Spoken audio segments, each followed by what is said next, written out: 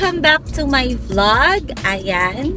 So, ibang setting tayo ngayon at wala pa akong ligo as you can see because isasama ko kayo ngayon sa mga errands ko. Actually, I only have one. Right now is 8 in the morning. I just dropped Ken sa kanyang office kasi kakailanganin ko yung sasakyan dahil mamaya ay dadalhin ko naman yung aking eldest son sa kanyang dentist.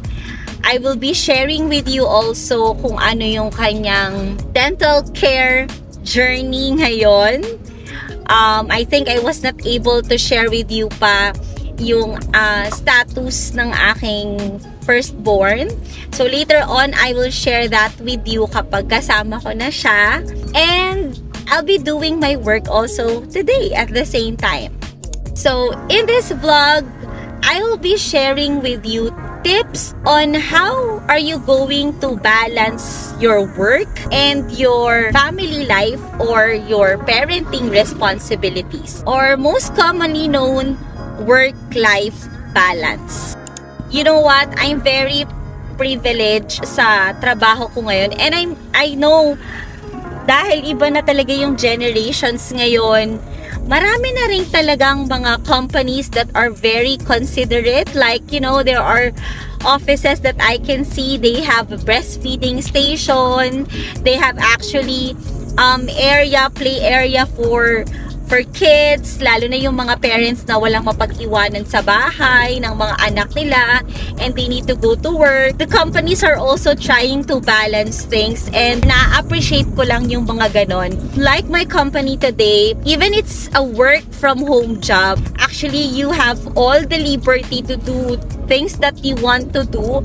But of course, they are being considerate also sa mga personal nating agendas, lalo pat alam nila na tayo ay nagtatrabaho lang sa bahay. So, before I had a fixed working hours, but then nabasa ko yung aming HR manual that actually they give options if we want to have a flexible working hours. Meaning, you still have to render the hours that you need to render on a daily basis or on a weekly basis actually, for as long as ma-deliver mo lahat ng mga tasks mo every day. So, it means sa kahit anong oras kung gustong magtrabaho, basta ma-deliver ko siya, okay na siya. And you can apply that if you are a parent. Parang yung mga following reasons na pwede kang ma-approve for a flexible working hours is that if your reason is parenting responsibilities. May isa pa nakalimutan ko yung isa. Parang health reason siya Siguro pag bawal ka pagpuyat or what. And yung third is work-life balance. Sabi ko, amazing! Parang, sino naman yung ayaw ng work-life balance? Syempre lahat mag-a-apply for flexible working hours. But still, it depends pa rin naman sa yung immediate superior. Pero diba, knowing that they give you that options, parang isn't it amazing that companies now are really considerate sa mga ganong bagay ng areas ng buhay natin? Because truly, nagiging mas productive ka naman talaga, mas nagiging effective and efficient employee ka kapag may mga ganong considerations, diba? Parang it motivates you more.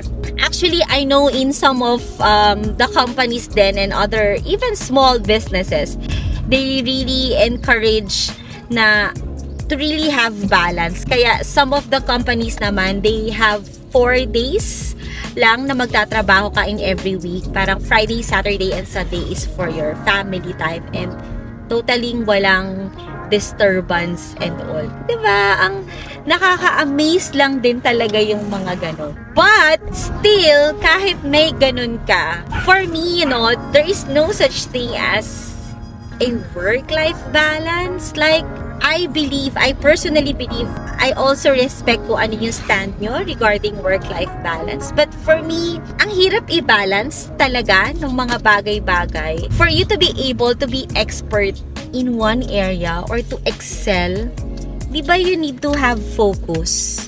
Kailangan ibigay mo yung 100% mo doon.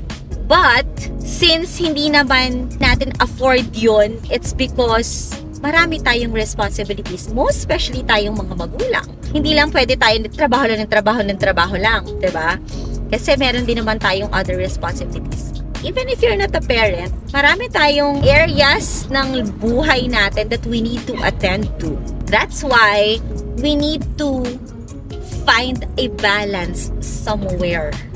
Pero when I say that, when I'm going to give you tips right now on how to have a work-life balance, hindi talaga siya magiging balance at all.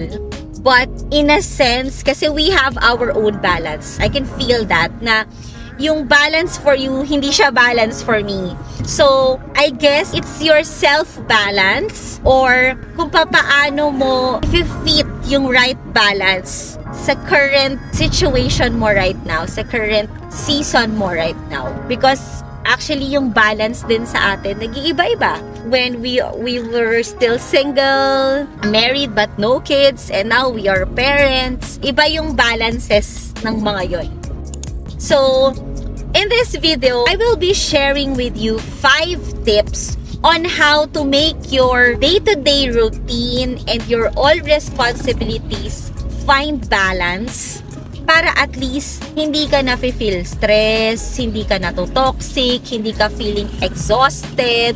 You find balance that hindi ka feeling pagod na minsan pagod na tayo pero feeling natin meron pa tayong mga hindi nagawa, meron pa tayong hindi na-accomplish.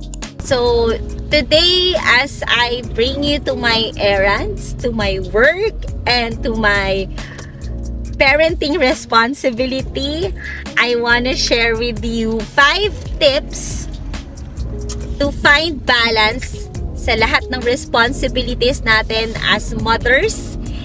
And I have 2 important things na i-share sa inyo na yun yung for me pinaka-importante na never neglect to do that to yourself. So, samahan niyo ako! Don't worry, again, I'm not in the main road. So, okay lang yun. Dumadaan lang ako sa mga maliliit na eskalita. Guys, speaking of work-life balance, look at this tricycle. Imagine, yung tatay nagdadrive. Nakikita niyo ba yung duyan na yan?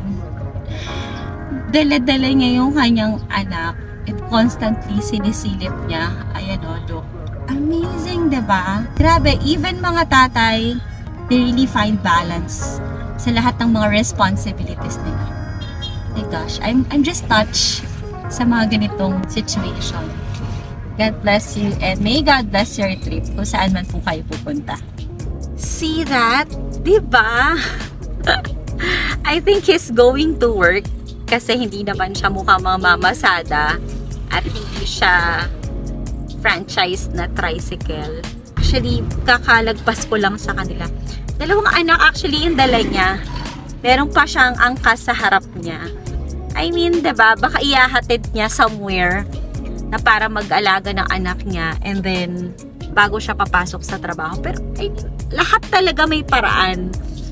Paano mo nga naman dadalhin yung anak mo sa isang tricycle? Well, a toddler can do it kasi pwede mo naman siyang ipaangkas sa harap. Paano naman yung infant na wala ka ng extra hand kasi you're driving? Amazing siya. Sobrang amazing. So, I hope ma-inspire tayong lahat sa kanya. Hi! So, ayan. Nakapaligo na ako. And actually, I'm going to do interview right now. And while waiting, napag-login siya sa aming link for interview. Mag-aayos muna ako because right after this, we're going to leave na and pupunta na kami sa dentist ni Nix. So, mag-aayos muna ako.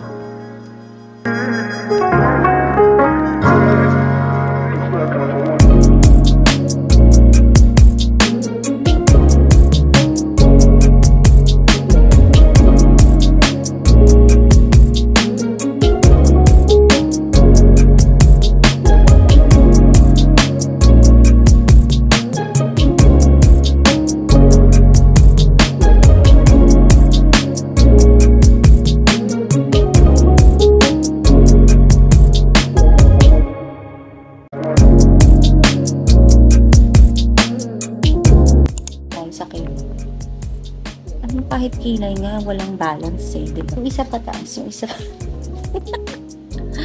Sa mga expert nga dyan ng mga nanay sa kilay, comment down below nga kung ano yung easiest way to kilay yourself because kilay is life at kahit papano kailangan niya ng balance.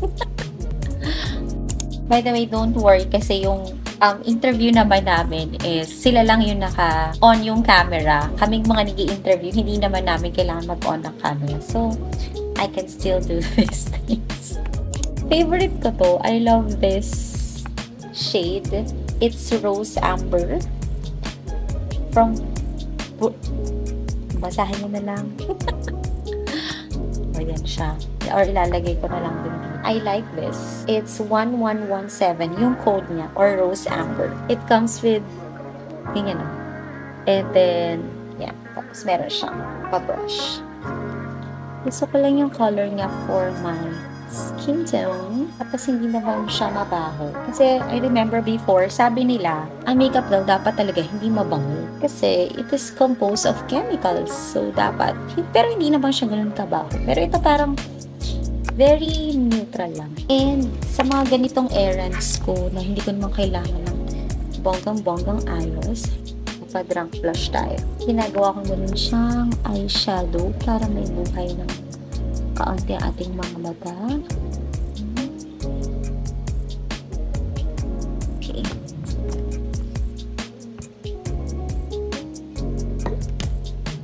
And I love Made Fit by Maybelline, New York. Gustong-gusto ko yung kanilang mga shades. And gusto ko lang kasi ever since ito na yung ginagamit ko. And for my oily skin, nag-work siya. Hindi siya greasy, hindi rin siya heavy sa face. Tama lang.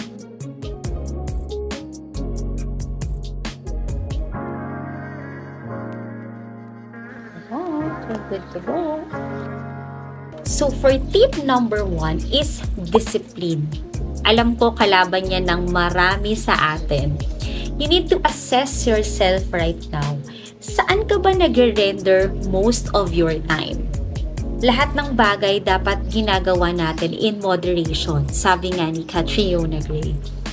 But, minsan kasi hindi na tayo nagiging aware that we render most of our time sa isang bagay. And minsan yung mga bagay na yon are not even our priorities. But, actually, habit na lang natin siya. That's why, yun na yung lagi nating ginagawa o napagtutuunan ng atensyon. So, yeah.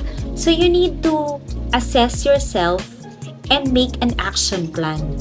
How are you going to implement discipline sa'yo? And naniniwala ako, it should be intentional. Kasi alam naman natin that having a disciplined lifestyle is really challenging.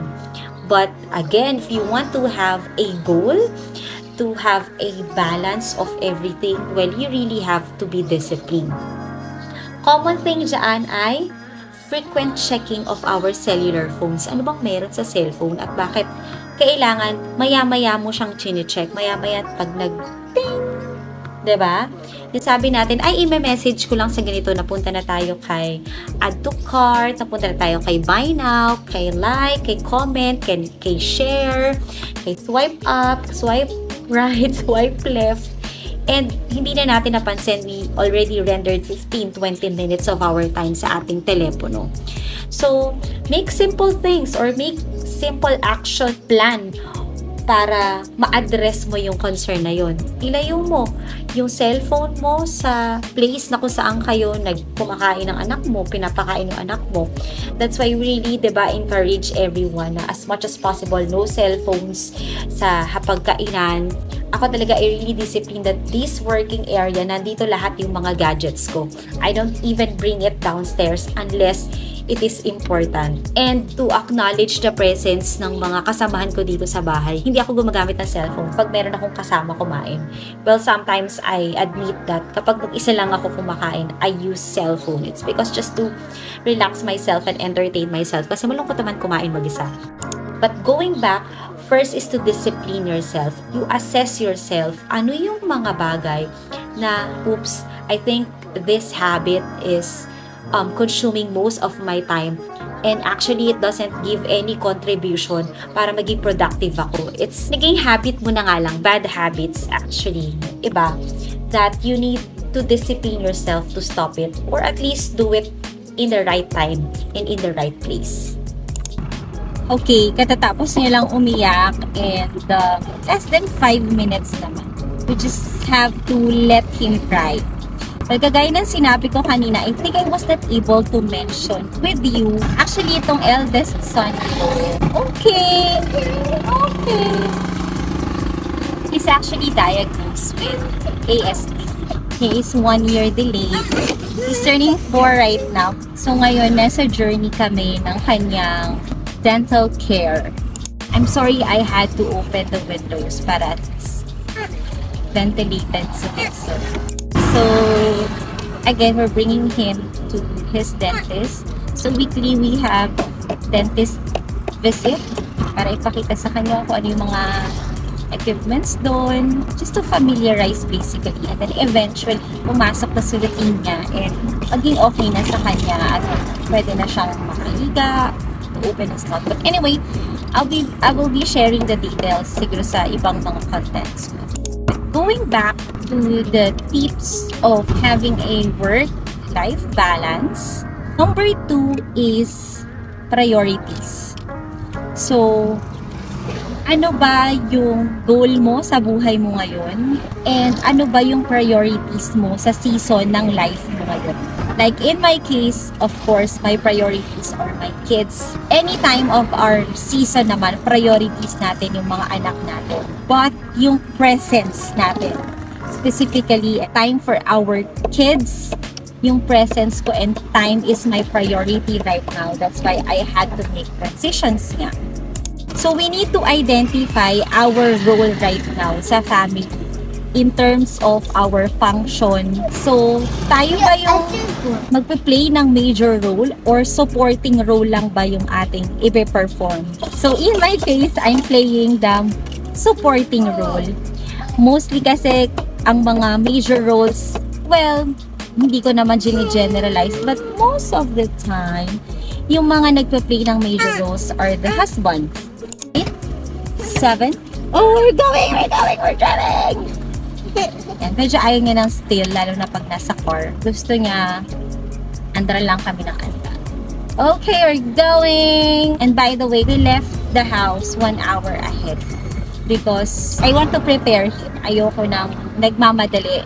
Most especially kapag meron akong mga activities for my kids or meron akong pagdadalahan sa kanila.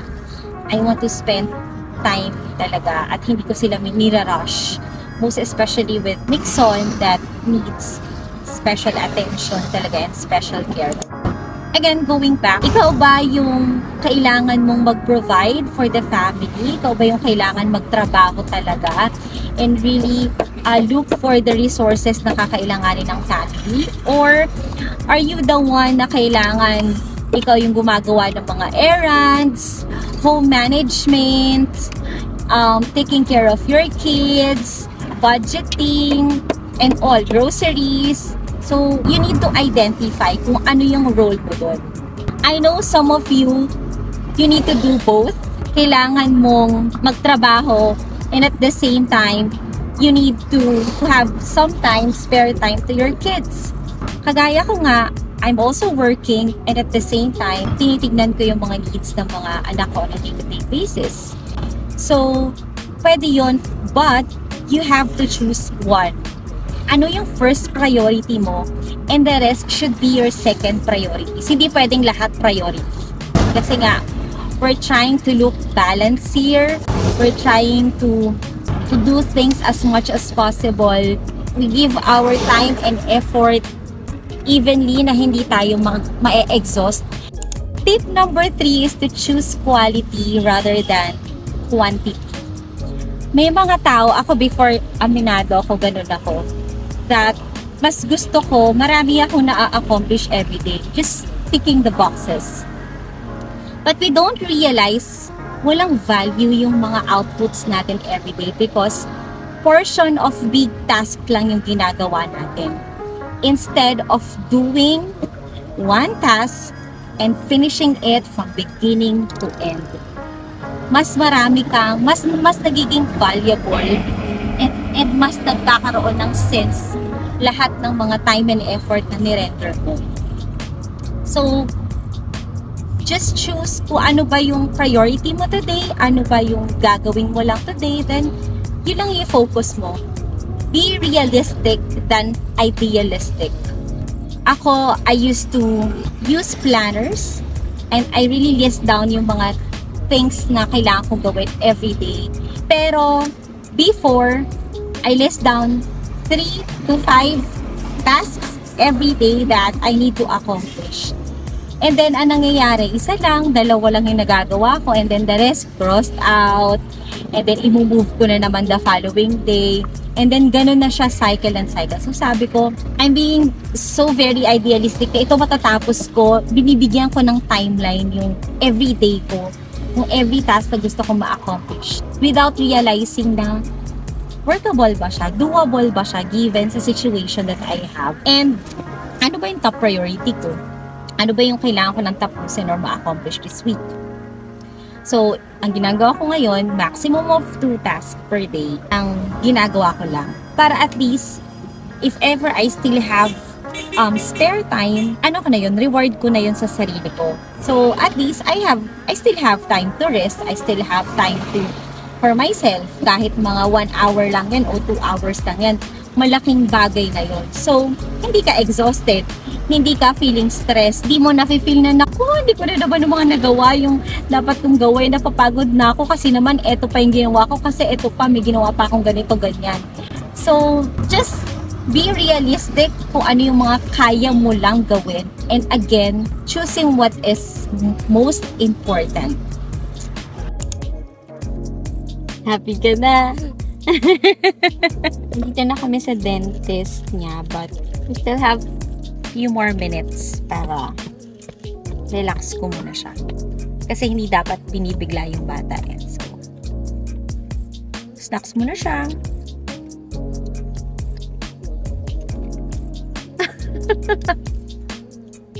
I know, it's your favorite. Oh, tingnan mo naman yung ngipin niya.